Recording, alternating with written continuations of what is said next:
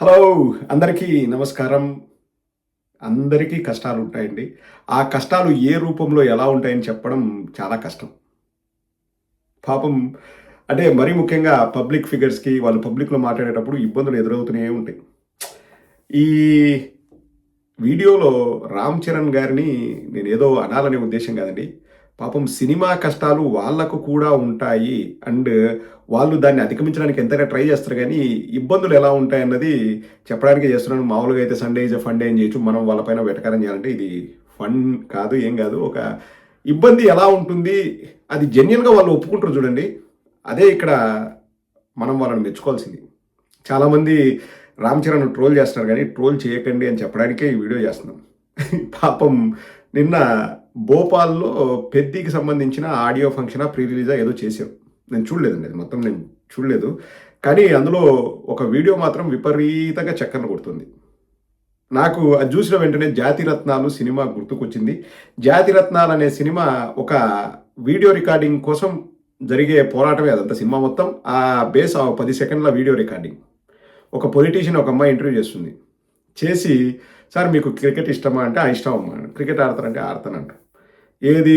అని ఏదో బ్యాట్స్‌మెనా? బౌలరా? అంటే అతనంటాడు, "లేదమ్మా నేను గోల్ కీపర్‌ని" అంటాడు. సో, ఆ వీడియో బయటకొస్తే అతని పరువు పోతుందని చెప్పేసి ఆ అమ్మాయితో గొడవ పెట్టుకోవడం, ఆ అమ్మాయిని ఏదో అనడము, ఆ అమ్మాయి తిరిగి ఇతన్ని కాల్చడము, అదంతా ఇంక సినిమా అంతా అదే బేసిస్. నాకు నిన్న పాపం 'రామ్ చరణ్‌ను' చూసిన వెంటనే నాకదే గుర్తుకొచ్చింది. సో, నిన్న 'రామ్ చరణ్‌ని' స్టేజ్ పైన యాంకర్ కొన్ని ప్రశ్నలు అడిగాడు. అడిగినప్పుడు 'రామ్ చరణ్' ఏం మాట్లాడాడో ఒకసారి వినండి. ये बड़ा खास होने वाला है. Sachin Tendulkar, the long legendary run he had, right? MS Dhoni, the calm and cool. whoa, Rohit Sharma, He is everybody's man. Everybody owns him so much. Virat Kohli, The fire. and Jasprit Bumrah. Jasprit Bumrah ji, I am your biggest fan. I love football and आप football को इतने आगे बढ़ा रहे हो. Love you, sir. And they're saying, Jasprit Bumrah ji, I am your big fan. I love football and you are a very good football player. మీరు ఫుట్బాల్ని మరింత ముందుకు తీసుకెళ్లాలని మనస్ఫూర్తిగా కోరుకుంటున్నానంటే, పాపం దాన్ని తీసుకొని ఇంకా ఈరోజు ఉదయం నుంచి విపరీతంగా ట్రోల్స్, మీమ్స్. అది నిజంగా ఏ విధంగా ఎందుకు ఆలోచించాడు నాకు తెలియదు కానీ, జస్ప్రీత్ బుమ్రాను ఫుట్బాలరు అన్నాడు. అంటే ఆయనకు తెలియదని కాదు, దాని గురించి ఇప్పుడు ఇంట్రెస్టింగ్ విషయం చెప్తారండి. పాపం ట్రోల్ చేయకండి అని చెప్పడానికి నేను ఈ వీడియో చేస్తాను. I respect Ram Charan. He carries himself very well. And పెద్ద సినిమా పెద్ద సక్సెస్ కావాలని మనస్ఫూర్తిగా కోరుకుంటున్నాను. ఆ సినిమా నిర్మాతలకి మంచిగా డబ్బు తీసుకొని రావాలి, హీరోకి పేరు తీసుకొని రావాలని కోరుకుందాం. మనం ఎక్కడ కూడా పవన్ కళ్యాణ్ అన్న కొడుకు కాబట్టి మనం ఏదో శత్రుత్వం చూపించాలన్న అవకాశం లేదు. దీని గురించే గతంలో ఒకసారి ఎన్టీఆర్ గారు ఒక మాట మాట్లాడారండి. కానీ దానికంటే ముందు ఈ విషయం నీకెట్లా తెలిసిందంటే, రామ్ చరణ్ గారు సారీ చెప్పారు. ఎవరికి? జస్ప్రీత్ బుమ్రా గారికి. "సారీ, నేను పొరపాటున చెప్పాను.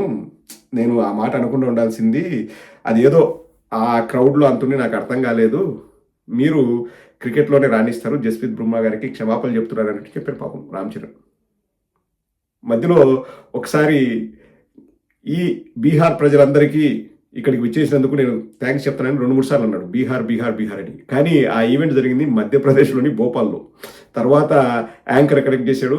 బీహార్ వాళ్ళతో పాటు భోపాల్ వాళ్ళు కూడా మీకు సపోర్ట్ చేస్తారంటే, యాహ్! సారీ బీహార్ కాదు భోపాల్ అన్నాడు. సో, దాని గురించే గతంలో కీరవాణితో మాట్లాడుతూ ఎన్టీఆర్ ఒక మాట అంటాడు. ఒకసారి వినండి. ఇంటర్వ్యూ ద్వారా బయటకు పెట్టొచ్చు లేదో నాకు తెలియదు కానీ, మా చరణ్కి ఒక అలవాటు. ఒక మనిషికి ఒక పేరు ఉంటుంది కదా సార్జీ, ఆ పేరు ఆయనకి ఎక్కదు ఫస్ట్.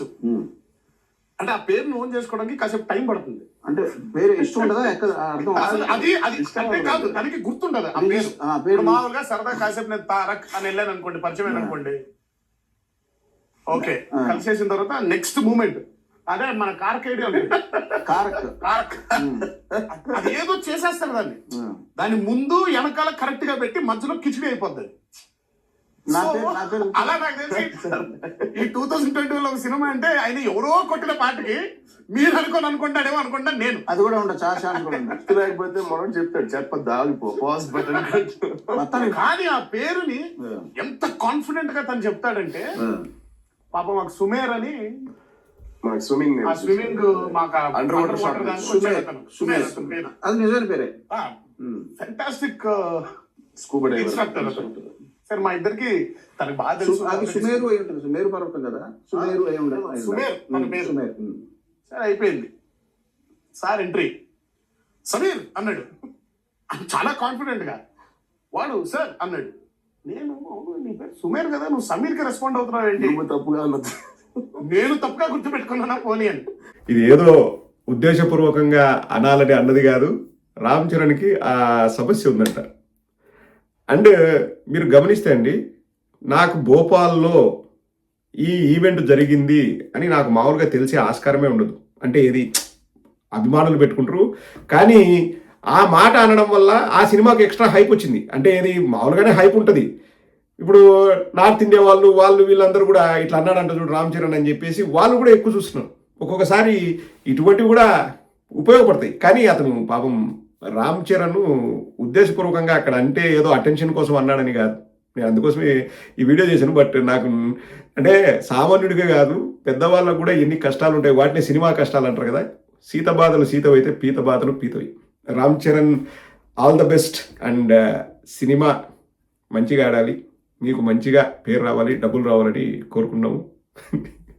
ఇట్లాంటివన్నీ నవ్వులు పూయిస్తాయండి. నాకు ఈ రామ్ చరణ్ వీడియో చూసిన వెంటనే జాతిరత్నాలే గుర్తుకొచ్చింది.